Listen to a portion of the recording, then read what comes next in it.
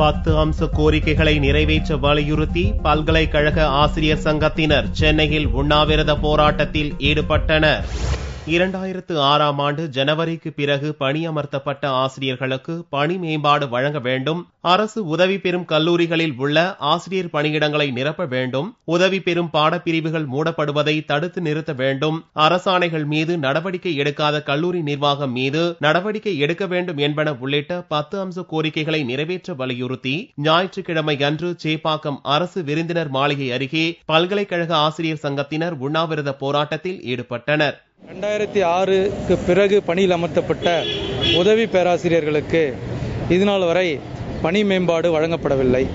உதவி பெறும் கல்லூரிகளில் கடந்த ஆண்டே ஏறத்தாழ 3120 பணியிடங்களை ஆசிரியர் பணியிடங்களை நிரப்பிக் கொள்ளலாம் என்று அரசு அறிவித்தும் கூட இதுநாள் வரையில் பெரும்பான்மையான கல்லூரிகளில் அந்த பணியிடங்கள் நிரப்பப்படவில்லை. கோரிக்கைகள் நிறைவேற்றாத பட்சத்தில் மாநிலம் தழுவிய உண்ணாவிரத போராட்டம் பேரணி நடத்த உள்ளதாக பல்கலைக்கழக ஆசிரியர்கள் தெரிவித்துள்ளனர்.